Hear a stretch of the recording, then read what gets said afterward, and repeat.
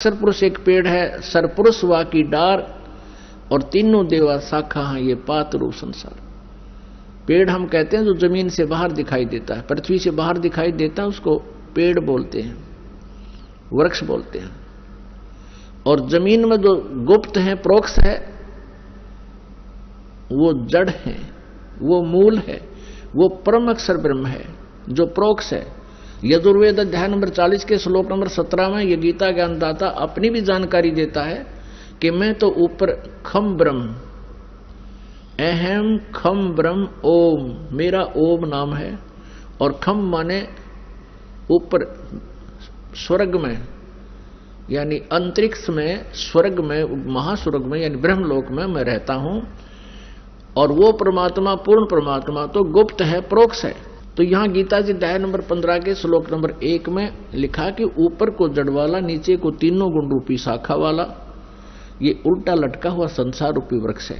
और जो संत इसके सभी विभाग बता देगा, पत्तों सहित, जड़ से लेकर पत्तों तक, भी तना कौन भगवान है, फॉर एग्जाम्पल है, और जड़ कौन भगवान है, संसार रूपी वृक्ष की जड़ मीन जिससे सभी क्रियाएं हों, जिससे सबकी उत्पत्ति हुई हो, जो सबका जनक है और सबका धारण पोषण करने वाला, सबका पिता है, वो जड़ रूपी परमात्मा है, वो परम अक्षर ब्रह्म है।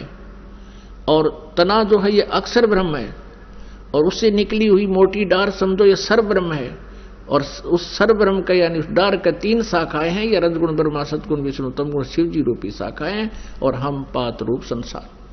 तो परमात्मा ने आकर बताई थी सच्चिदानंद घन ब्रह्म की वाणी में, उस तत्व ज्ञान में बताया कि अक्षर पुरुष एक पेड़ है, निरंजन वा की डार और तीनों देवा शाखा है ये पात रूप संसार। गीता ज्ञान दाता कहता है कि जब तुझे तत्वदर्शी संत प्राप्त हो जा, उसके पश्चात 15वें अध्याय के 4थे श्लोक में कहा कि उसके पश्चात परमेश्वर के उस परम पद की खोज करनी चाहिए, जहां जाने के बाद साधक फिर कभी लौटकर संसार में नहीं आते,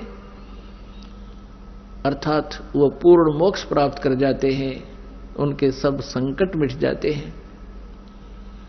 और फिर कहता है कि जिस परमेश्वर ने अपने से अन्य परमेश्वर के बारे में कह रहा है कि जिस परमेश्वर से संसार रूपी वृक्ष की प्रवृत्ति विस्तार को प्राप्त हुई है, अर्थात जिसने सभी ब्रह्मांडों की रचना, सभी आत्माओं की रचना की है, और उसी की भक्ति कर, नथिंग एल्स।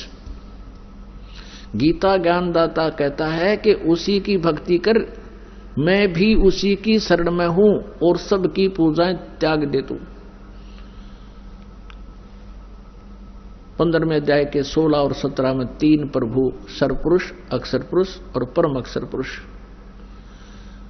सर्वब्रह्म, अक्षर ब्रह्म, परम अक्षर ब्रह्म, इन तीनों की जानकारी विस्तार से है। अपनात्माओं, गीता जी अध्याय नंबर 7 के श्लोक नंबर 5 और 7 में गीता ज्ञानदाता कहता है मेरी भक्ति कर, मुझे प्राप्त होगा, लेकिन शांति कति नहीं, युद्ध भी करना होगा, युद्ध भी कर, मेरा स्मरण भी कर। और यदि गीता जी अध्याय नंबर 18 के श्लोक नंबर 62 में कहा कि तुम परम शांति चाहिए, सनातन परम धाम चाहिए, तो उस परमेश्वर की शरण में जा। किसकी में? परम अक्षर ब्रह्म की शरण में जा। अपनी साधना बताता 8वें अध्याय के 13वें श्लोक में गीता जी में कि ओम इति एकाक्षरम ब्रह्म व्यवहारण माम अनुस्मरण ये प्रयाति तदम देहम स याति परमाम गतिम। माम ब्रह्म, मुझ ब्रह्म का केवल एक ओम मंत्र है, नथिंग एल्स। और इसका सुमरण कर अंतिम श्वास तक, इससे ओम नाम से मिलने वाली परम गति यानी ब्रह्मलोक प्राप्ति होगी। लेकिन ब्रह्मलोक में गए हुए प्राणी भी फिर जन्म मृत्यु में आते हैं, पूर्ण मोक्ष नहीं। गीता जी अध्याय नंबर 8 के श्लोक नंबर 16 में यहां अनुवादकर्ताओं ने थोड़ी सी गड़बड़ी कर रखी है। उन्होंने अनुवाद ये कर दिया कि ब्रह्मलोक पर्यंत, ये तो ठीक कर दिया कि गए हुए प्राणी भी पुनर्वर्ती में है। अनुवाद उन्होंने वहां कर गलत कर रखा है कि मुझे प्राप्त प्राणी का फिर पुनर्जन्म नहीं होता, नहीं। उसका अर्थ यह बनता है कि जो ये नहीं जानते कि ब्रह्मलोक पर्यंत भी सभी पुनरावर्ती में है, वो मुझे प्राप्त भी पुनर्जन्म को प्राप्त होते हैं। न विद्यते, विद्य का जानना होता है, जानना भी होता है। एक अक्षर का केवल एक ही अर्थ नहीं होता। इन्होंने विद्य माने नहीं होता, ये विद्य माने होना लिख दिया, विद्य माने जानना भी होता है। तो ये नहीं जानते जो कि मेरे प्राप्त प्राणी भी का पुनर्जन्म होता है, तो वो ब्रह्मलोक तक जाते हैं, वहां जाकर भी फिर वापस पुनरावृत्ति में ही रहते हैं। इसलिए तो उसने कहा कि मेरे और तेरे बहुत जन्म हो चुके हैं। चौथे अध्याय के 5वें और 9वें श्लोक में, दूसरे अध्याय के 12वें श्लोक में गीता जी में स्पष्ट किया इसने, और 10वें अध्याय के दूसरे श्लोक में कि मेरी उत्पत्ति को, मेरा जन्म तो होता है लेकिन मेरे जन्म को ये ऋषि, महर्षि, ब्रह्मा, विष्णु, महेश ये ऋषि नहीं जानते, क्योंकि ये मुझसे उत्पन्न हुए। अब पिता के जन्म को संतान नहीं बता सकती, पिता के जन्म को दादाजी बता सकते हैं। तो उस दादाजी ने, यानी हम सबके मालिक ने, कबीर देव ने, परम अक्षर ब्रह्म ने स्वयं यहां आकर के ये सर्व ब्रह्मांडों की रचना कैसे हुई और वो सब ज्ञान सृष्टि रचना में हमें बताया। लेकिन हमने लोकवेद बहुत सुन रखा था, परमात्मा के इस यथार्थ ज्ञान को हम स्वीकार करने में असमर्थ रहे। अब परमात्मा ने हमें समर्थ कर दिया, हमें शिक्षित कर दिया। हम काल के द्वारा भ्रमित उन ऋषि गुरुओं पर आधारित नहीं रहे, हम स्वयं अपने सदग्रंथों को पढ़ और पढ़ा रहे हैं और भगवान को पहचान रहे हैं। परमात्मा का पहचानना कठिन है, परमात्मा का पाना, मोक्ष कराना बहुत आसान है। अब यहां गीता अध्याय नंबर 17 के श्लोक नंबर 23 में कहा कि ओम तत्सत इति निर्देश है ब्रह्मणे त्रिविध समर्थ। ब्रह्मणे माने सच्चिदानंद घन ब्रह्म का, के स्मरण का, उसके पाने का 3 मंत्र का जाप है। ओम तत्सत, ओम तो सरपुरुष का, ब्रह्म का, और तत् और सत ये सांकेती है, ये अक्षर पुरुष का, और सत भी सांकेतिक है, ये परम अक्षर पुरुष का, परम अक्षर ब्रह्म का। इन तीनों मंत्रों के जाप से परमात्मा प्राप्ति होगी,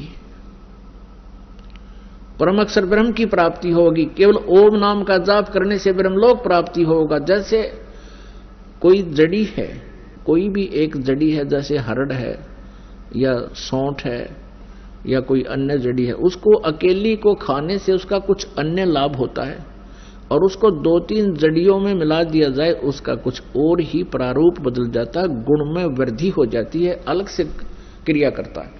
तो ऐसे ये अकेला ओम का नाम जब जाप किया जाता है तो वो ब्रह्म लोक तक प्राप्ति होती है, ब्रह्म तक की परम गति को प्राप्त होता है। और जिसको गीता जी अध्याय नंबर 7 के श्लोक नंबर 18 में गीता ज्ञानदाता कहता है कि ये ऋषि जन, ऋषि महर्षि जो ज्ञानी आत्मा है वो हैं तो उदार, जो चौथे नंबर के हैं, एक आरत, एक अर्थार्थी, तीसरा जिज्ञासु और चौथा ज्ञानी। ये ज्ञानी हैं तो उदार आत्मा, लेकिन ये मेरे वाली अनुतमाम मैंने कति श्रेष्ठ गति में ही ये आस्थित रहे, आश्रित रहे।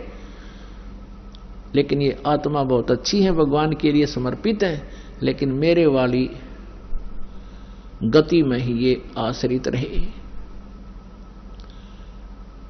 मेरे वाली घटिया, इन्होंने अनुतमाम का अर्थ अति श्रेष्ठ लिख दिया है। तरह गजब भैया, अरे बैड का अर्थ अंग्रेजी में कोई गुड लिखा है, उसके साथ मूर्ख नहीं। लेकिन ये समझ नहीं सके कि भगवान अपनी साधना को अनुत्तम नहीं कह सकता, लेकिन भगवान ये झूठ भी नहीं बोल सकता। उस परमेश्वर से डरता हुआ इन्हें सच्चाई भी बतानी पड़ी। तो प्रसंग चल रहा है कि ओम तत्सत इति निर्देश है ब्रह्मणे त्रिविध समर्थ है। उस सच्चिदानंद घन ब्रह्म का, परम अक्षर ब्रह्म के पाने का ये 3 मंत्र का जाप है। ये 3 मंत्र की मजदूरी है, साधना है। इस क्रियाओं के करने से परमात्मा मिलेगा। यानी जैसे औषधियां बनाई गई है कई जड़ी मिला करके, उसको खाने से रोग नाश होगा, ये समझना। इस मंत्र के जाप करने से विधि व दास से प्राप्त करके, अन्य वैसे नहीं अपनी मर्जी से या किसी सिरफरे से लेकर के इसका कोई लाभ नहीं होगा। अधिकारी बिना कोई भी कार्य सफल नहीं होता। तो इस दास से लेकर के तुम इसका जाप करोगे तो आपका जन्म और मरण का ये रोग कटेगा और परमात्मा मिलेगा, स्वस्थ हो जाओगे।